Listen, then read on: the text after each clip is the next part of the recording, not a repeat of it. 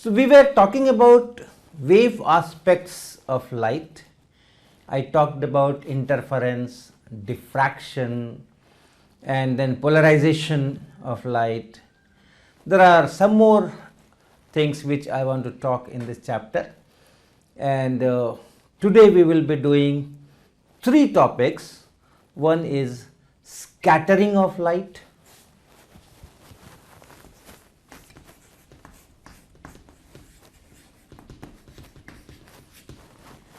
other is optical activity,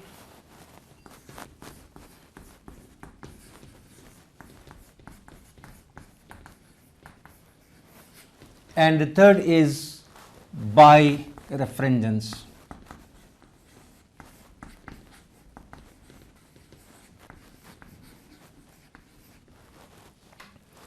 Scattering of light you must be aware of from school days, you know this. In the morning everything is lighted. Even before sunrise you find that okay, everything is lighted, and you know that okay, this is the morning. So how everything becomes lighted?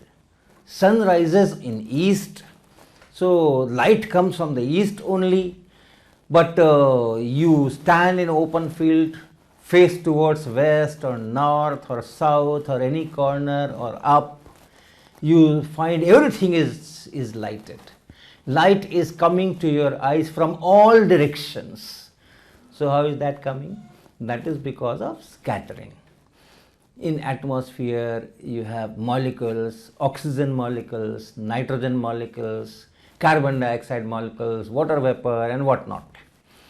And when light falls on these atoms, part of the light scatters in different directions. Atom is a very tiny one. The size would be a fraction of nanometer, whereas light will have a wavelength of a few hundreds of nanometers, 400 nanometer to 700 nanometers, that is the range of visible light. So it's a very tiny particle for light, but still it affects very much, and that is because light is waves and electromagnetic waves. It has electric field which oscillates, which changes with time, and atoms have electrons. So this electric field interacts with the atom, creates a dipole moment if it is not there, and then aligns it. And as electric field itself is oscillating, this dipole moment of atom or molecule also oscillates. And oscillating dipole, like an antenna, it emits radiation, and that is what we call scattered light. And that comes out with its own laws of electrodynamics. If the dipole moment oscillates in z direction, there is a particular pattern of scattered intensity, angular distribution. Mostly things come in the perpendicular plane. So those laws are obeyed, and we have light everywhere. And that is also the reason of blue color of sky if you are seeing in the direction opposite to the sun.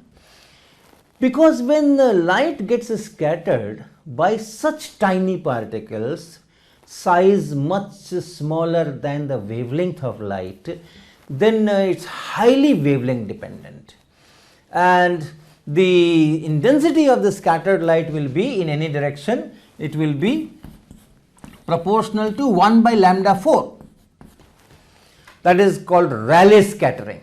So shorter wavelengths, the blue end, the violet, blue, green, that end, that scattering will be more, and the red, orange, high wavelength range, that scattering will be small.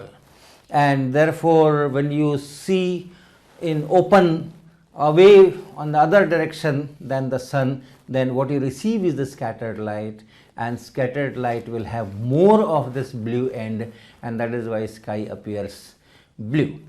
Okay, so here we have another very interesting experiment. We have water and slight soap dissolved into it, and we have this laser pointer. I will be rotating this laser torch on its own axis so that the beam will remain the same, but you focus on how its intensity changes as I rotate the laser. Okay, so now you are seeing the laser beam and monitor the intensity as I am rotating the torch. I am rotating the torch and you see what is happening to the intensity. The laser torch is being rotated about its own axis, so the beam remains same, slow. So this is, you see the intensity has gone down. Okay, rotate it further slightly and intensity is going down further. Yes, stop there and see how low is the intensity. It's the same laser beam, same direction, same water, incident at the same angle of incidence, everything is same. The only thing, I have rotated this cylindrical torch about its own axis. Now the camera is seeing that beam from top. Previously it was from side, now it is from top. And we will again rotate the laser beam and you look at the intensity. Yes, please rotate. We are rotating and you see what is happening to intensity. It is going down.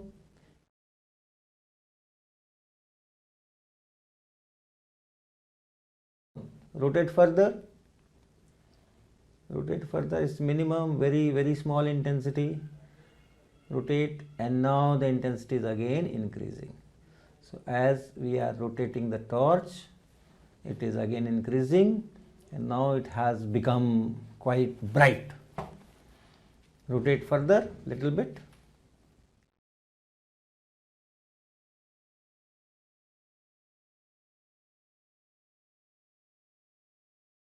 Going down, started going down, more, very small intensity now, very small intensity, almost negligible.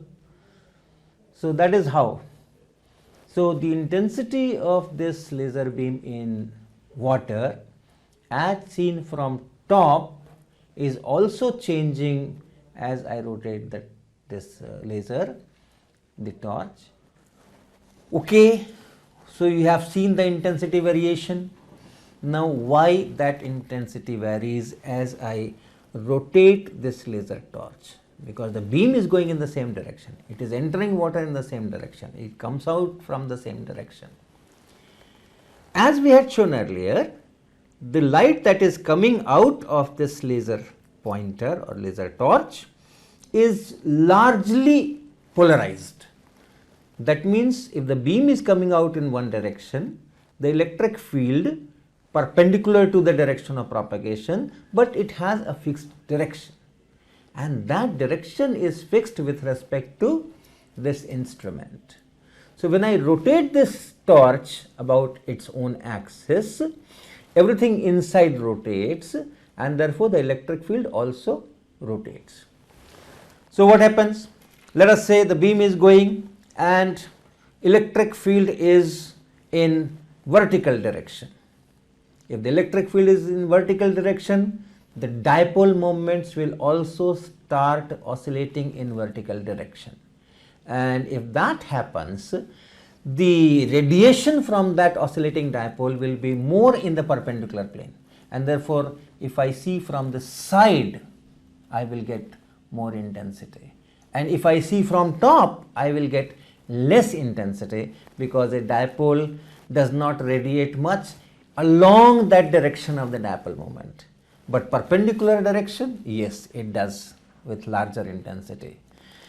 When I rotate the torch, the electric field also rotates.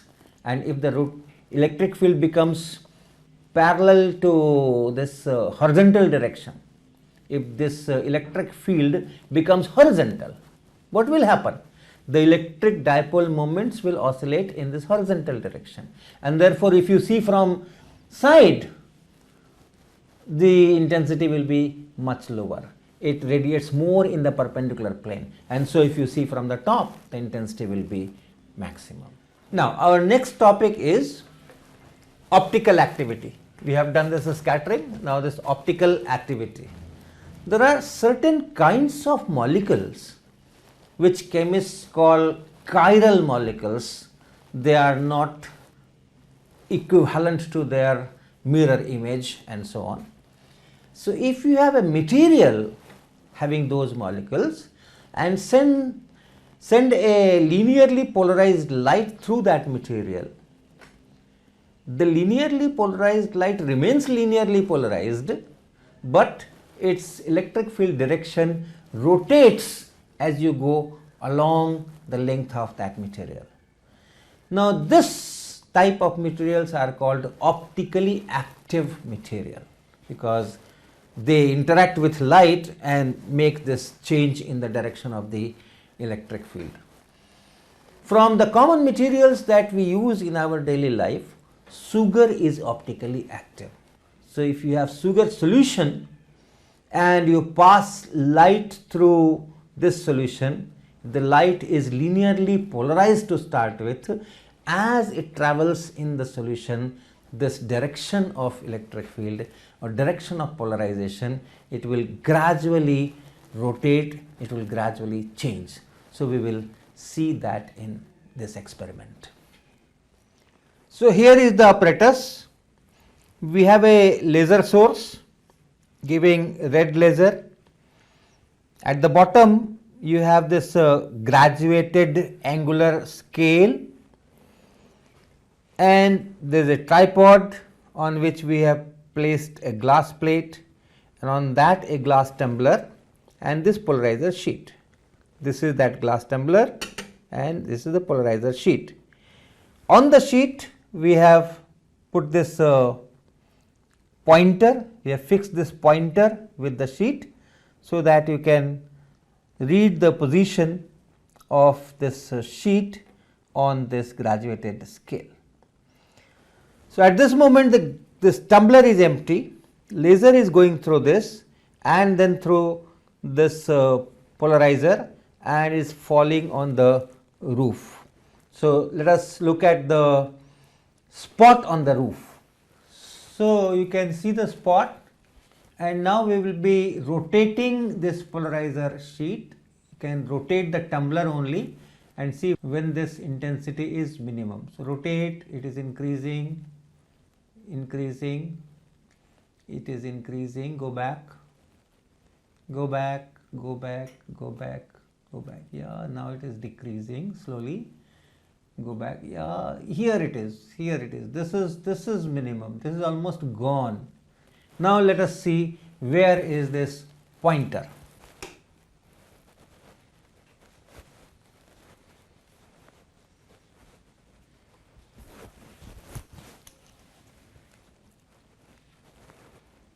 So read the pointer here, what it reads. The pointer is reading 107. So that is this position.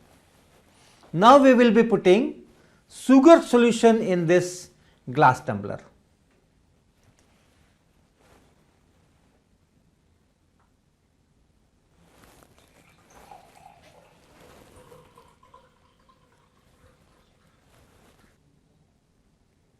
That's it. Very good. Now the laser is going through the sugar solution, then the polarizer, and then on the roof. So let us see the intensity of this spot.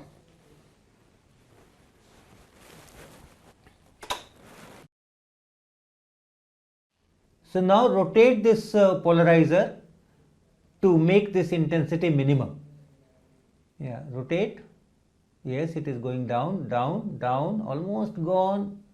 Rotate further, rotate, rotate, rotate, rotate, rotate. Yes, it is again coming back. So go back. Go back, go back, go back, go back, go back. This is the minimum intensity. So let us see what does our pointer say.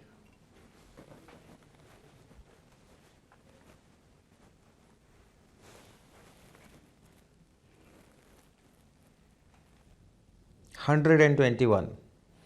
was 107 and now it is 121.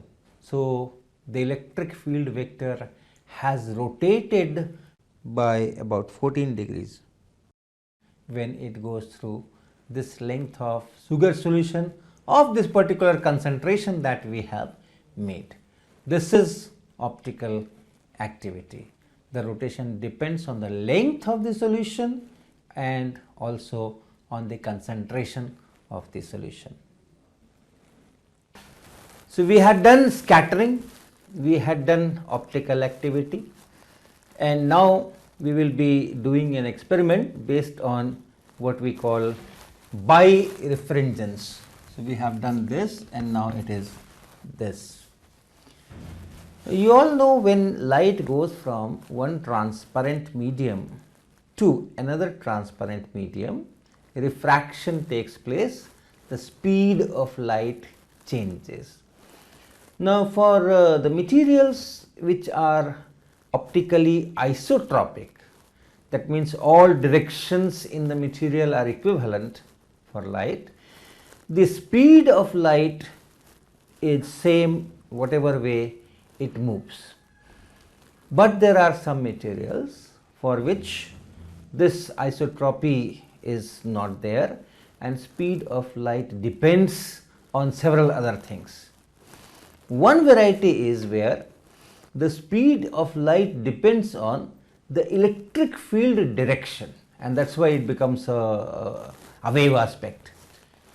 Our very familiar object, this is cellophane tape, which we use for packing things and closing an envelope and other things, or sticking things together, has this property. Now first let me do an experiment and then we will talk more about it. I have these two polarizers and several glass slides. So on one of the glass slides I will put a layer of this cellophane tape. So I am doing that. So I take a layer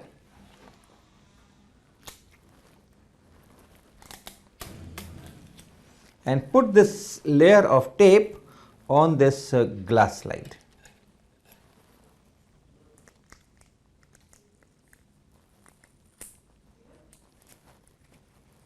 Okay. So it's one single layer of tape, you won't be able to see the tape, but perhaps you can see a wrinkle here. So one layer of tape is here. Now if I look through this tape, this glass slide towards some light source, light will get transmitted. I put it between these polarizers. So one polarizer is here, another polarizer parallel to it. So my glass slide is now between two polarizers which are parallel to each other. Perhaps you don't see much of exciting things.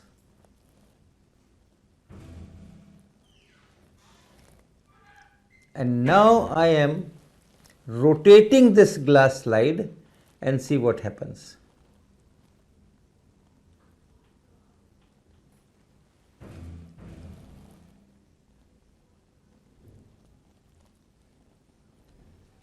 The glass slide is at some angle with the edges of this polarizer or these polarizers, and you can see the color appearing in this slide. Rotate it further, the color becomes darker, it's bluish. Rotate it further and now the color is fading away.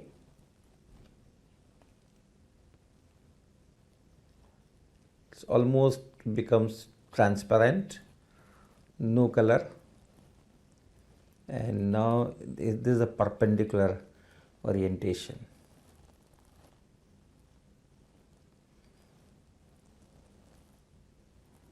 So remember this color at some angle of 45 degrees or close to that, you have a darkish bluish color. Now let me put one more layer of tape on this and see what happens.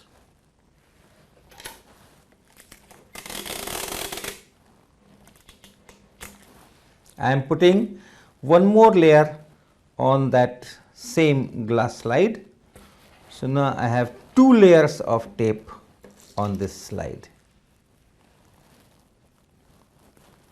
Okay. You may not find much of difference, everything is very transparent, apart from the fact that while sticking the tape on glass surface or on another tape surface, there are some wrinkles coming in, but never mind. So put it between the two polarizer sheets in parallel configuration. This is how it looks like. And now let me rotate and see the color and compare with what you had seen with one single layer.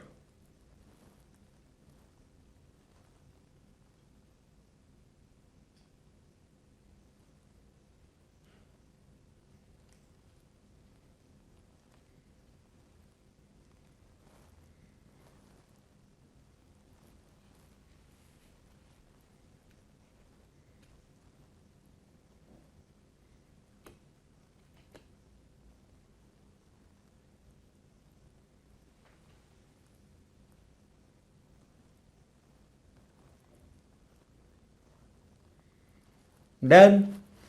Go for one more layer. Let's see what happens if I have 3 layers.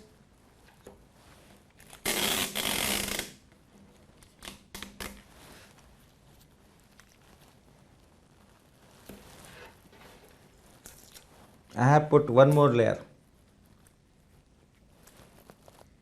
So now you have 3 layers of the cellophane tape on the glass slide. Bring it between the polarizers. Already some color appears. Okay.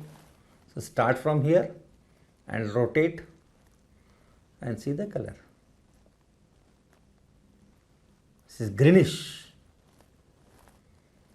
With one layer it was bluish, 2 layers it was slightly yellowish, with 3 layers it is close to greenish.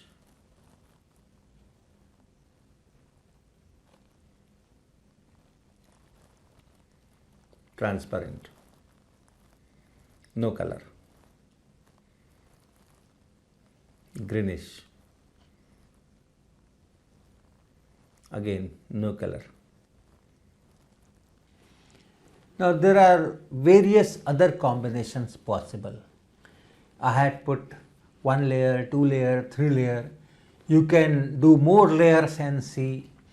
I had put it between parallel polarizers. You put it between perpendicular polarizers and see the colors, they will be different. Now why these colors appear? That is because the tape is a birefringent material. If the electric field is along the length of this tape, the refractive index is different, the speed of light is different, and if the electric field is along the width of the tape, the refractive index is different. Light is going perpendicular to the surface of the tape, so electric field will be in this plane, but then the electric field can be this way or at some angle. So if it is at some angle, if this is the electric field and you take two components, one along this direction and other along this direction, you can call it E1 here, you can call it E2 here. So initially the electric field is this way, then you can think it as a combination of two linearly polarized light, one polarized in this direction, another in this direction, and then the phase difference between these two is 0 and the resultant is again a linearly polarized light. But as it crosses the thickness of the tape, since the refractive indices are different, a phase difference will appear between the two components. The optical path travelled by this component will be n1 times t, and that travelled by this component will be n2 t, and so there will be an optical path difference n1 t minus n2 t, and correspondingly you will have a phase difference which will be 2 pi over lambda n1 minus n2 and t. So depending on lambda, you will have different phase differences, and correspondingly the light which is coming out will have a polarization which could be this way, which could be this way, which could be this way or that way, or could be circular, and so on. So different wavelengths will come out with different kinds of polarization states. And then when I am putting second polarizer to cut one particular component of vibration, so the entire spectral distribution of that light which comes out will be different for different lambdas, and that is the source of different colors appearing.